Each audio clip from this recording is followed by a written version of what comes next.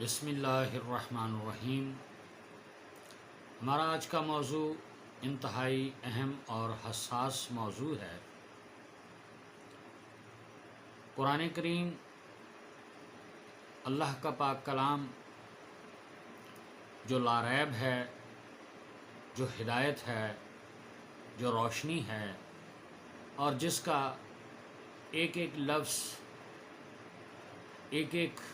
آیت اور ایک ایک صورت، ایک ایک صفحہ، ایک ایک لائن، ایک ایک نقطہ ہدایت ہے، سراپا ہدایت ہے، ایک ایک حرف میں ہدایت ہے۔ تو اس قرآن پاک میں آیت مبارکہ ہے اِنَّ لِلَّهِ وَإِنَّا إِلَيْهِ رَاجِعُونَ۔ بے شمار لوگ اس آیت مبارکہ کے معنی سے واقف نہیں، اور اگر الفاظ و معانی سے واقف ہیں بھی صحیح، تو اس کی حقیقت سے آشکار نہیں۔ اس آیت مبارکہ کو تقریباً ہر شخص، ہر مسلمان جب کوئی ہم میں سے انتقال فرماتا ہے تو ہر شخص یہی آیت مبارکہ اس کی زبان پر ہوتی ہے، اِنَّ لِلَّهِ وَإِنَّا إِلَيْهِ رَاجِعُونَ، کہ بے شک ہم اللہ کی طرف سے ہیں اور پھر ایک دن اسی کی جانب لوٹ کر جانا ہے۔ عزیزان محترم، اگر اس آیت مبارکہ کے مفہوم سے پوری طرح ہم آشنا ہوں تو فوری طور پہ ایک تصور، ایک احساس جو ہر عاقل و بالغ شخص کے سامنے ہوتا ہے وہ یہ کہ اللہ ہمارا خالق و مالک ہے، ہم اللہ کی جانب سے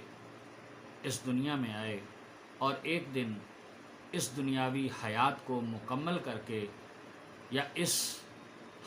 دنیاوی حیات کا جو اختتام ہے وہ اللہ کی طرف لوٹ جانا ہے، اور ایک دن ہر شخص کو اللہ کے حضور پیش ہونا ہے، اور نہ صرف پیش ہونا ہے بلکہ اسے اس دنیا کی زندگی میں گزرے ہوئے ایک ایک لمحے، ایک ایک دن کا حساب ادا کرنا ہے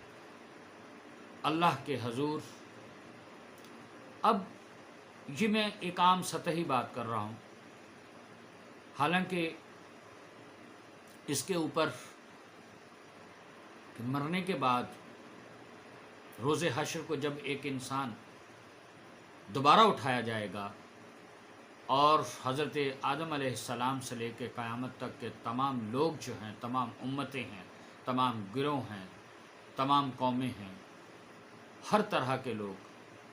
اٹھائے جائیں گے، دوبارہ زندہ کیے جائیں گے،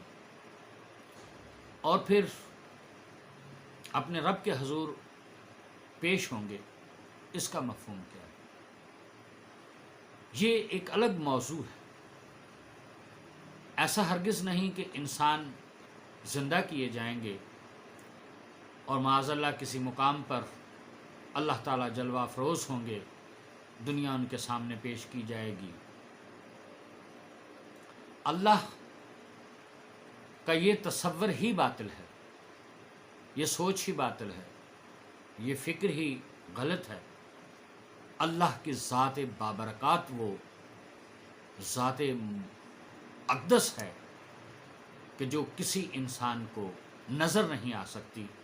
اور وہ اس لیے کہ اللہ کا کوئی وجود نہیں ہے۔ جس چیز کا کوئی وجود ہو، اگر کوئی چیز وجود رکھتی ہے تو وہ محدود ہوتی ہے، اور اسی وجہ سے اللہ کو مجسم نہیں کہا جا سکتا۔ یہ گناہ ہے، یہ غلط ہے۔ اللہ مجسم نہیں، اللہ کے ہاتھ پاؤں نہیں، کوئی شکل و صورت نہیں، باوجود اس کے کہ اسی قرآن پاک میں اللہ وحدہ لا شریک نے ارشاد فرمایا کہ اے محمد مصطفیٰ صلی اللہ علیہ وآلہ وسلم، یہ لوگ جو تیرے ہاتھ پہ بیعت کر رہے ہیں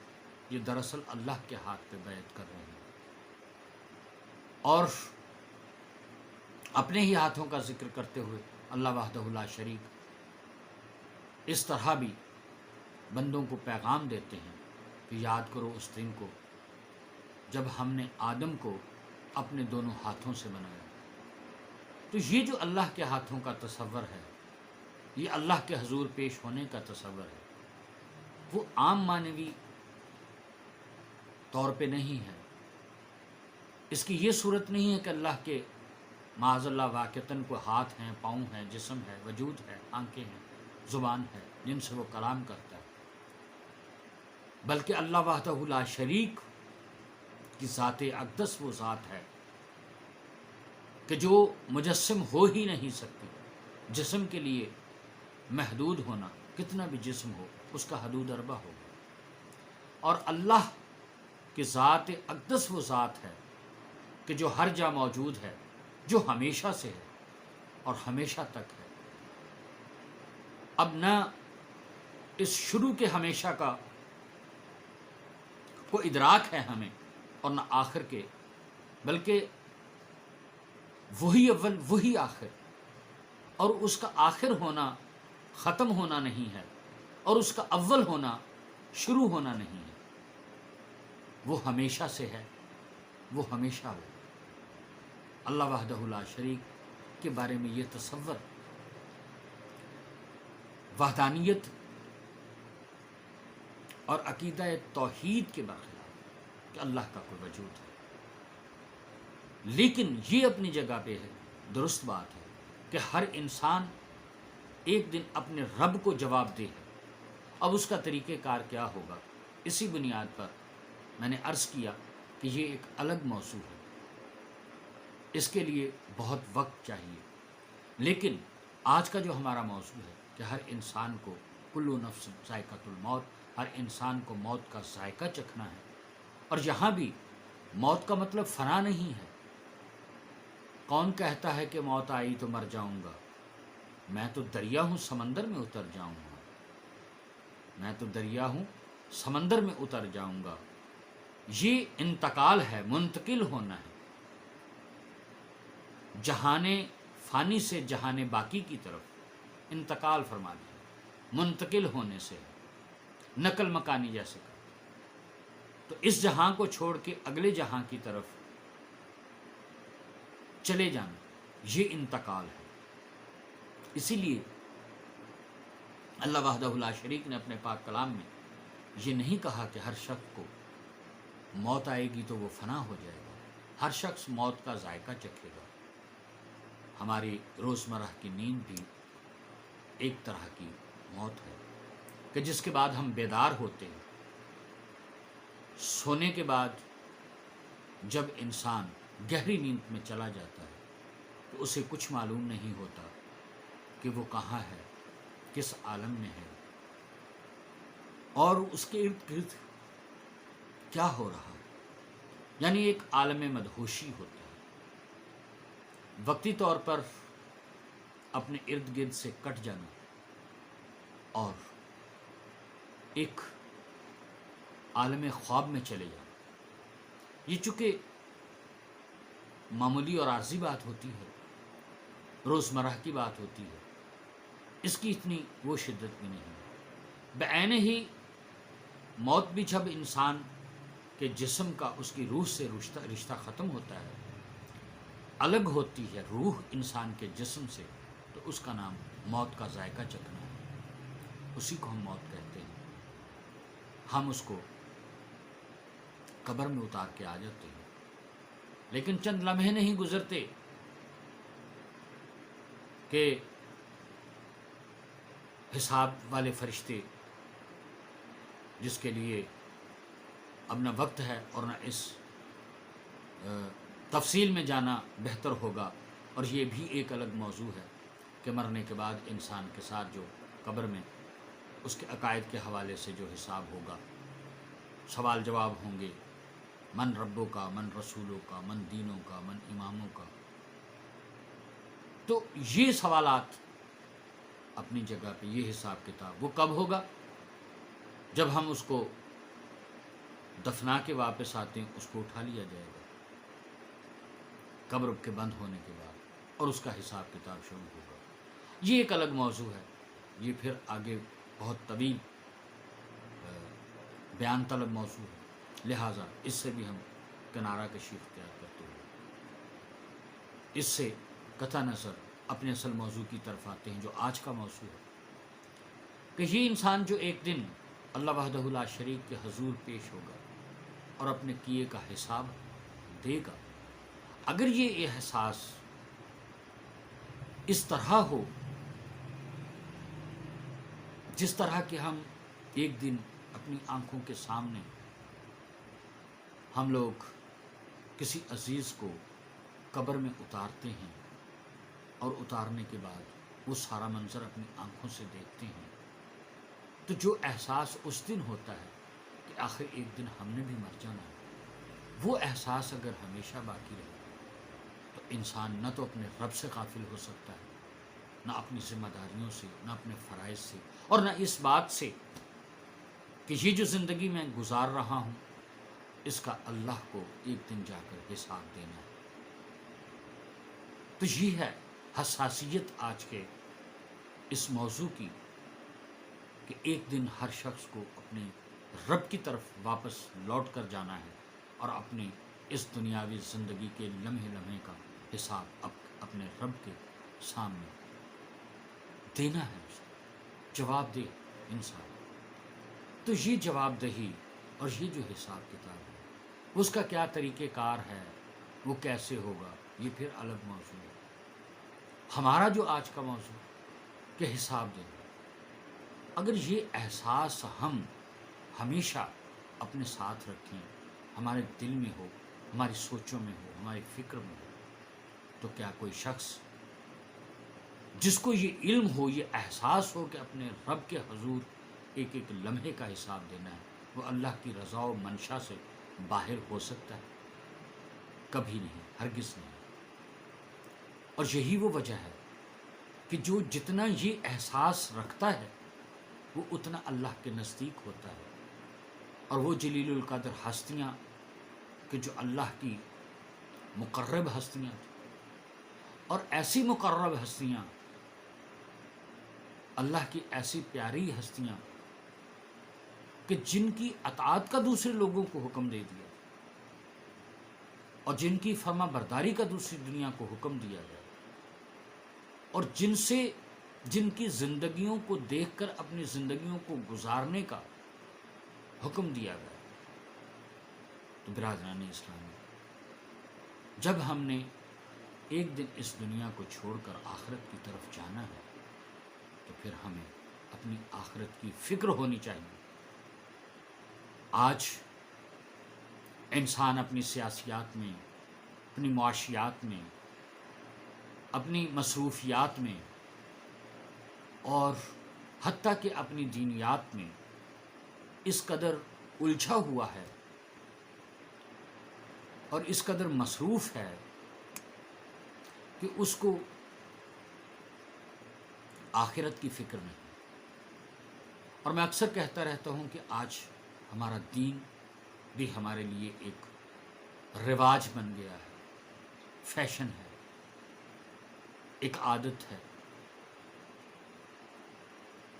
جو دل انسان کا اللہ کی بارگاہ میں جھک جاتا ہے، اور جس دل میں انسان کے میں اللہ کا بسیرا ہو، یعنی جس دل میں اللہ ہو، اللہ کی وحدانیت ہو، اللہ کی قدرت ہو، اللہ کی معبودیت ہو، اور بندے کو احساس ہو کہ میں اللہ کا ایک ادنا سا بندہ ہوں. یہ جو دل میں اللہ کا بسیرا، دل میں اللہ کا ہونا، دل اللہ کا مسکن، دل اللہ کا گھر، اس سے مراد یہ نہیں کہ اللہ دل کے اندر رہتا ہے، یعنی وہ دل جس میں اللہ کا احساس ہو، چونکہ اللہ تو ہر جا موجود ہے، تو جس دل میں احساس ہوگا وہاں اللہ کی ذات بابرکات کے جو صفات ہیں ان کی نشانیاں ہوں گی، خدا ہوگا، خدا کی رحمت ہوگی، خدا کی عبادت ہوگی، خدا کی محبت ہوگی، خدا کا قرب ہوگا، خدا کا خوف ہوگا، تقوی ہوگا، احساس ہوگا۔ وہ دل اللہ کی مرضی و منشا کے علاوہ نہ کسی کے سامنے جھکے گا، نہ اللہ کی یاد سے کبھی غافل ہوگا۔ اور پھر وہی بات کہ جس قدر تم مجھے یاد کرو گے ویسے ہی میں تمہیں یاد کروں گا، اس سے بڑھ کر تمہیں یاد کروں گا۔ تم میری طرف اپنی لو لگا کے رکھو گے تو میں تمہاری طرف ضرور، یہ اس کا مطلب بھی یہ نہیں کہ جو اللہ کی طرف جس انسان کی توجہ نہیں ہوتی، احساس نہیں ہوتا،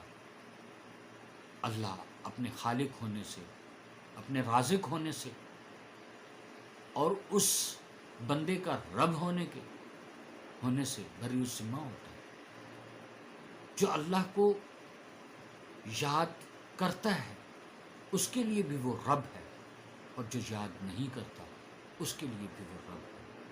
اور اللہ وحدہ لا شریک کو اپنے بندوں سے، اپنی مخلوق سے بے انتہا محبت ہے، اس لیے کہ یہ اسی کی تو مخلوق ہے۔ اسی انسان کی خاطر تو اللہ وحدہ لا شریک نے اس دنیا فانی میں لاکھوں نہیں، ہزاروں نہیں، کروڑوں نعمت ان گنت جن کا ہم شمار بھی نہیں کر سکتے، وہ نعمتیں پیدا کی ہیں انسان کی خاطر۔ اور پھر خود انسان کے اپنی ذات میں عقل، شعور، فہم و ادراک، دیکھنے کی صلاحیت، بات کرنے کی صلاحیت، سننے، سوچنے اور سمجھنے کی صلاحیت، فیصلہ کرنے کی صلاحیت، اور اللہ کی رضا کے ساتھ ساتھ خود اپنی ذات، فطرت اور نفس کی جو پسندیدگیاں ہیں، جو انجوائمنٹس ہیں، ان کے ساتھ اللہ نے انسان کو خلق کیا، رزق دیا، اولاد دی، نعمتیں دی، وہ ہر چیز پیدا کی جو انسان کے لیے سکون کا باعث ہو سکتی ہے، انسان کو سکون دے سکتی ہے، انسان کے لیے باعث دل لگی ہو سکتی ہے۔ انسان اس دنیا میں بوریت کا شکار نہ ہو، انسان پریشان ہو تو اس کی دل آزاری، اس کی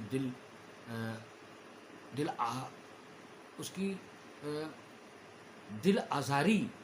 میں اس کے دل کے سکون کا باعث ہونے والی نعمتیں، کھانا، پینا، آل، اولاد، رزق، عزیز، رشتہ دار اور اسٹیٹس، تعلیم، تربیت، آبشاری، جھیلیں، بے شمار رنگ پیدا، بے شمار اٹریکشنز ہیں کہ جن سے